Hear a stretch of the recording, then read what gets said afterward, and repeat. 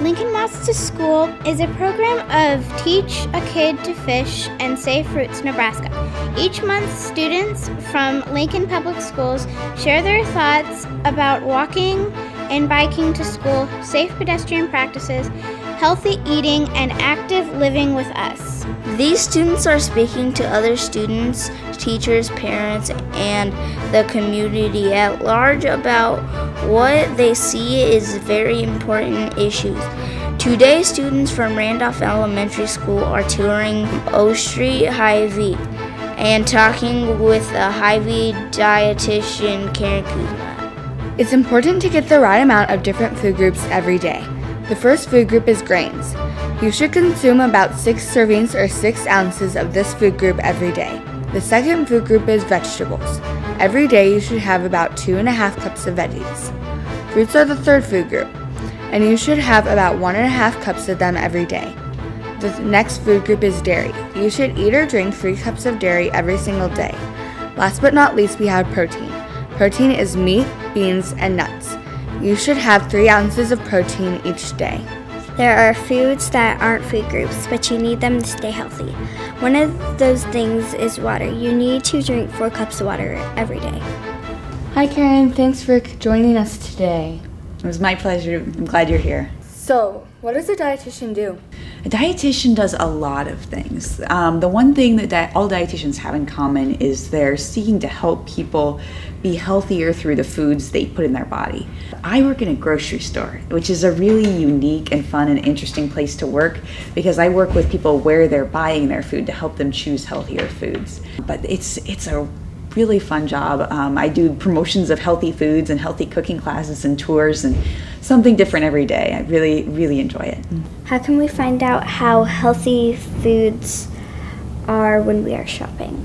That's a good question because the people who are trying to sell you the foods, who make all the food packaging, they put all kinds of big claims and pictures and logos on the box to try and make you think that you need to buy that food because it's healthier. When in reality, there may be things about that food that aren't very healthy that they're not telling you on the packaging of the box. So a good method I use is our new NuVal scoring system here at Hy-Vee. Have you ever heard of the new NuVal scoring system? It stands for nutritional value.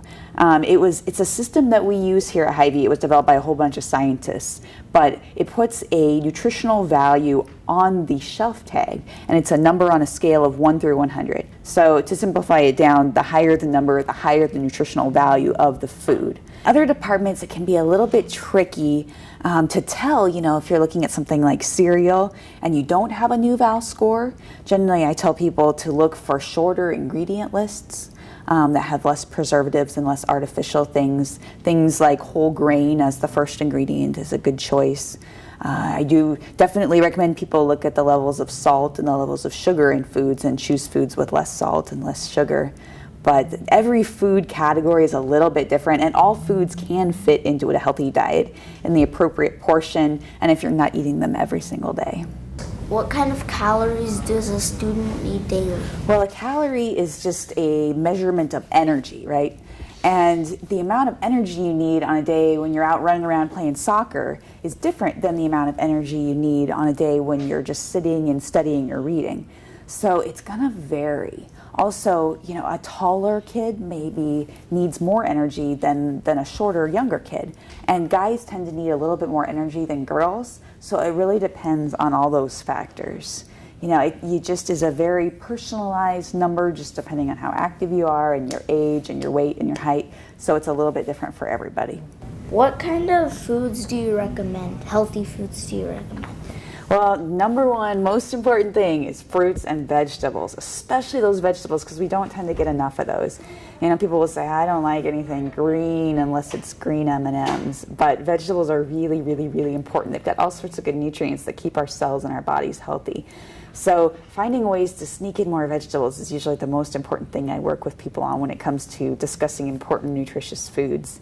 But otherwise, there's a lot of healthy foods out in the store in every category. Healthy proteins like chicken and beef and pork and Fish, that's one category. A lot of people maybe think I don't like fish, but if you cook fish well and you get good fresh fish, and you can get good fresh fish here in Nebraska through the wonders of airplanes and overnight shipping.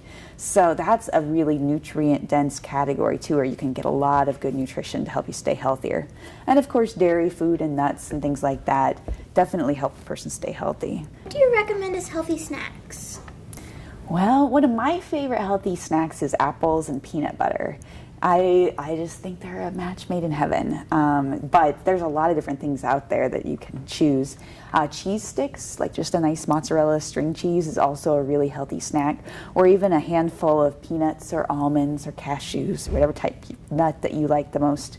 I like celery with hummus on it. Have you ever had hummus before? Mm-hmm. Yeah, it's like ground up chickpeas, and they put different flavorings in it. Some has tomatoes, some have peppers, some have olives in them. But that's really tasty on celery or with carrots or other veggies. Sometimes I make a ranch dip with yogurt, with Greek yogurt, and would like to dip veggies in that too. Sometimes I make little mini pizzas with a whole grain English muffin and pizza sauce and a little cheese and olives and peppers. That's a pretty tasty little snack too. Processed food ingredients, good or bad? Well, processed food ingredients are good because they help prevent bacteria from growing in our foods. There are a lot of things that are added that keep them from spoiling and help extend their shelf life and keep them safe for us to eat so the bacteria isn't growing and they don't make us sick. So in that way, they're very, very good. But consuming a lot of processed food ingredients is generally not the best way to eat. We should be eating more unprocessed foods, more whole, just natural foods like fruits and vegetables, and unprocessed meats and just natural whole grains and things.